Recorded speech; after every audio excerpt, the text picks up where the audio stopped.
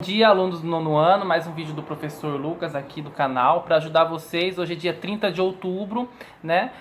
Para ajudar vocês no roteiro que vai do dia 21 do 10 a 6 do 11. É um roteiro cheio de atividades. Eu já gravei o vídeo da semana passada, né? Que seria o dia 23, explicando para vocês sobre as questões do café com leite. Se você não fez, vai lá em cima e assiste, tá?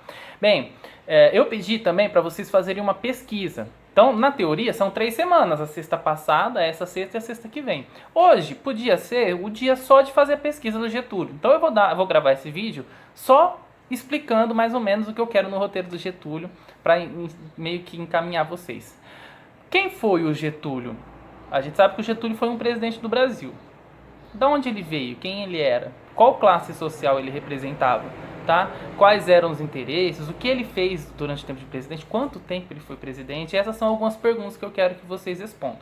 Tá? Uma das coisas mais interessantes que eu quero levantar a questão com vocês aqui é a questão da influência dos países vizinhos em relação ao Getúlio e do modelo de economia que o Getúlio trouxe. Tá? Então, depois eu vou gravar outro vídeo explicando as questões do livro e eu vou falar talvez de novo isso aqui que eu estou falando, mas eu vou dar uma reforçada aqui. O governo do Getúlio ele é marcado por relações com os Estados Unidos. Né? No primeiro momento, o Getúlio vai assumir em 1930, quando a gente está entre as duas guerras mundiais. Nesse período, as grandes nações que sempre influenciaram o Brasil, elas não estão mais influenciando. A Inglaterra foi destruída pela guerra e não tem dinheiro para vir aqui influenciar o Brasil.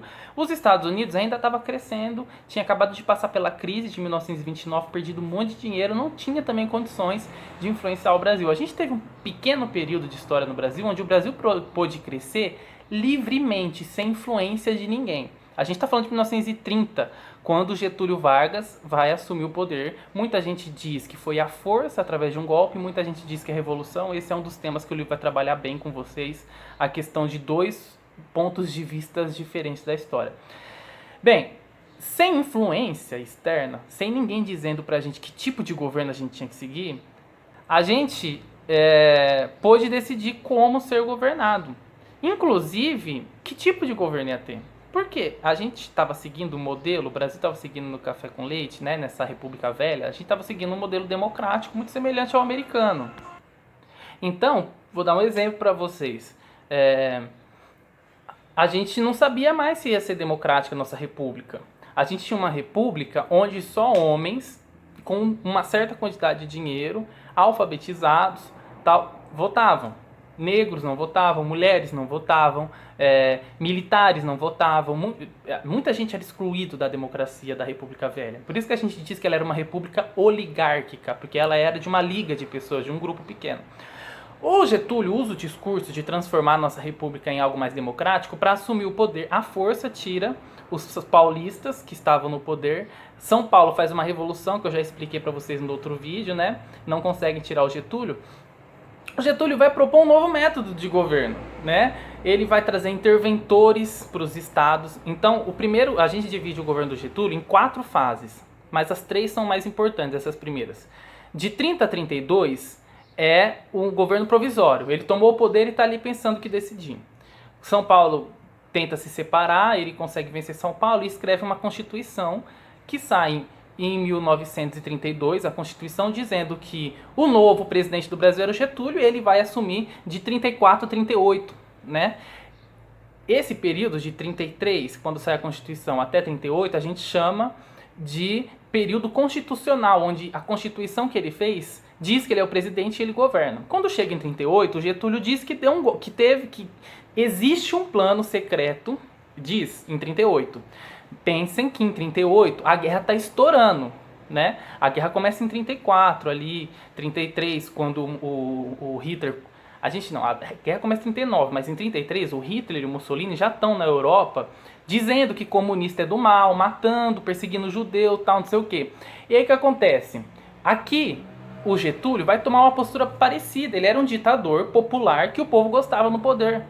Né? Então em 38 ele vai tomar esse papel de ditador populista, ele vai dizer que existe um golpe comunista em plano no Brasil para tomar o poder das mãos dele, e ele vai declarar estado de sítio e vai se autonomear o novo ditador do Brasil, isso em 38. E aí ele governa de 38 até 45, exatamente nos anos que teve a Segunda Guerra Mundial. Quando a Segunda Guerra Mundial acaba, que Mussolini, que Hitler, que esses governantes que eram parecidos com eles, ditadores, são depostos, ele também é deposto. Só que ele não morre, ele não é preso, ele não paga pelas coisas que ele fez. Por quê? Durante o período que ele governa, ele persegue rivais dele, né? Ele também prende, mata pessoas como uma ditadura. Claro que ele fez isso num número bem menor do que a ditadura militar fez no Brasil de 60 até 80. Mas ele fez também, tá? Agora, como método de governo, ele desenvolve uma economia do Brasil como uma economia separada dos países de fora, porque os países de fora estão quebrados. Então ele vai criar estatais. O que é uma estatal, jovens? Estatal, esse é o mais importante do vídeo, tá? Estatal é uma empresa, isso vai ajudar vocês a responder algumas perguntas. Estatal é uma empresa do governo, que o lucro vai para o governo. O que é o oposto de uma empresa estatal? É uma empresa privada que tem um dono e o lucro vai para esse dono, tá? Qual que é o benefício da empresa estatal? É que o lucro vai para o governo e o governo pode reinvestir esses valores em educação, saúde, lazer, tal, não sei o quê.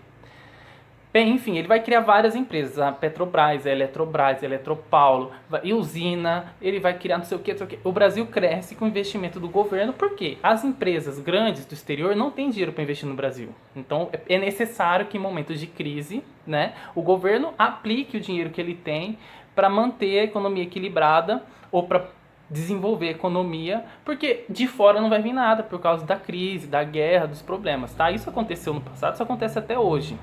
Então meio que estou dizendo para vocês o que eu quero que vocês pesquisem, tá? A vida dele, como que ele assumiu o poder, as principais medidas dele, os períodos, né? E o mais engraçado é que quando acaba esse período a gente volta para uma república. E a população, dessa vez agora as mulheres, graças ao Getúlio, agora as mulheres votam, agora tem carteira de trabalho, vocês vão pesquisar tudo que ele fez. E as mulheres vão votar, os homens vão votar, os pobres vão votar, os militares vão votar. E aí eles vão eleger, sabem quem? Um general para ser presidente de 45 até 50.